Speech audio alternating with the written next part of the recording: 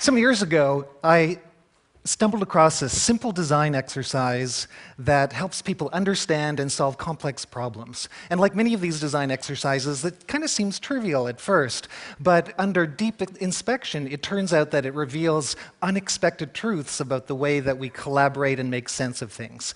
The exercise has 3 parts, and it begins with something that we all know how to do, which is how to make toast.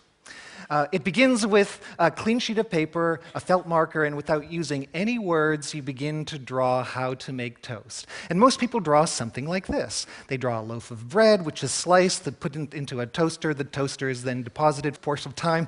It pops up, and then voila, after 2 minutes, toast and happiness. Now, over the years, I've collected many hundreds of drawings of these toasts, and some of them are very good because they really illustrate the toast-making process quite clearly. And then there are some that are, well, not so good. They really suck, actually, because you don't know what they're trying to say. Under close inspection, some reveal some aspects of toast making while hiding others. So there's some that's all about the toast, right? And there's all about the transformation of toast. And there's others that are all about the toaster, okay? And the engineers love to draw the mechanics of this. And then there are others that are about people. You know, it's about visualizing the experience that people have. And then there are others that are about the supply chain of making toast that goes all the way back to the store. It goes through the supply chain networks of teleportation, and all the way back to the field and wheat. And that one actually goes all the way back to the Big Bang. So it's crazy stuff. But I think it's obvious that even though these drawings are really wildly different, they share a common quality, and I'm wondering if you can see it. Do you see it? What's common about these?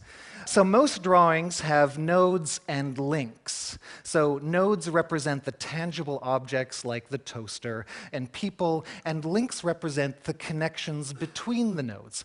And it's the combination of links and nodes that produces a full systems model. And it makes our private mental models visible about how we think something works. So that's the value of these things. And what's interesting about these systems models is how they reveal our various points of view. So for example, Americans make toast with a toaster. That seems obvious. Whereas many Europeans make toast with a frying pan, of course. And many students make toast with a fire. I don't really understand this. A lot of MBA students do this. So you can measure the complexity by counting the number of nodes, and the average illustration has between 4 and 8 nodes.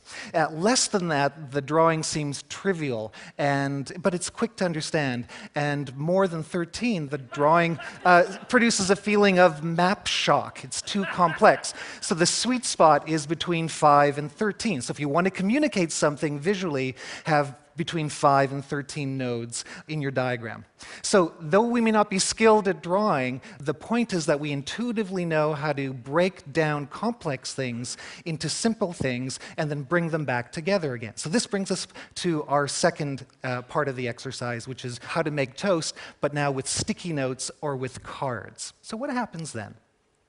Well, with cards, most people tend to draw clear, more detailed, and more logical notes. You can see the step-by-step analysis that takes place. And as they build up their model, they move their nodes around, kind of rearranging them like Lego blocks. Now, though this might seem trivial, it's actually really important. This rapid iteration of expressing and then reflecting and analyzing is really the only way in which we get clarity. It's the essence of the design process.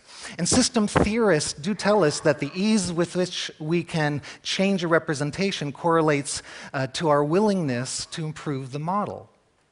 So sticky note systems are not only more fluid, they generally produce way more nodes than static drawings. The drawings are much richer. And this brings us to our third part of the exercise, which is to draw how to make toast, but this time in a group. So what happens then? Well, here's what happens. It starts out messy, and then it gets really messy, and then it gets messier.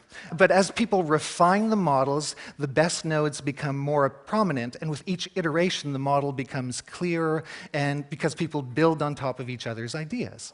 What emerges is a unified systems model that integrates the diversity of everyone's individual points of view. And so that's a really different outcome from what usually happens in meetings, isn't it? So these drawings can contain 20 or more nodes, but participants don't feel map shocked because they participate in the building of their models themselves. Now, what's also really interesting that the groups spontaneously mix and add additional layers of organization to it. To deal with contradictions, for example, they add branching patterns and parallel patterns. Oh, by the way, if they do it in complete silence, they do it much better and much more quickly. Really interesting. Talking gets in the way. So here's some key lessons that can emerge from this. First, drawing helps us understand the situations as systems with nodes and their relationships. Movable cards produce better systems models because we iterate much more fluidly. And then the group notes produce the most comprehensive models because we synthesize several points of view. So that's interesting. When people work together under the right circumstances, group models are much better than individual models. And so this approach works really great for drawing how to make toast. But what if you wanted to draw something more relevant or pressing, like your organizational vision, or customer experience, or long-term sustainability? There's a visual revolution that's taking place as more organizations are addressing their wicked problems by collaboratively drawing them out. And I'm convinced that those who see their world as movable nodes and links really have an edge. And the practice is really pretty simple. You start with a question, you collect the nodes, you refine the nodes, you do it over again, you refine and refine and refine, and the patterns emerge. And the group gets clarity, and you answer the question.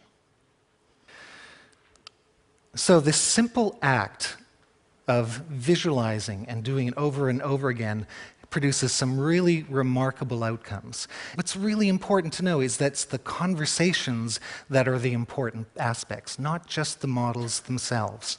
And these visual frames of reference can grow to several hundreds or even thousands of nodes. So one example is from an organization called Rodale, big publishing company. They lost a bunch of money one year, and their executive team for 3 days visualized their entire practice. And what's interesting is that after visualizing the entire business, systems upon systems, they reclaimed $50 million of revenue, and they also moved from a D rating to an A rating from their customers. Why? Because there's alignment from the executive team. So I'm now on a mission to help organizations solve their wicked problems by using collaborative visualization. On a site that I've produced called drawtoast.com, I've collected a bunch of the really, I think, best practices, and so you can learn how to run a workshop here. You can learn more about the visual language and the structure of links and nodes that you can apply to general problem solving, and download examples of various templates for unpacking the thorny problems that we all face in our organizations. So the seemingly trivial design exercise of drawing toast helps us get clear, engaged, and aligned. So next time you're confronted with an interesting challenge, remember what design has to teach us. Make your ideas visible, tangible, and consequential. It's simple, it's fun, it's powerful, and I believe it's an idea worth celebrating. Thank you.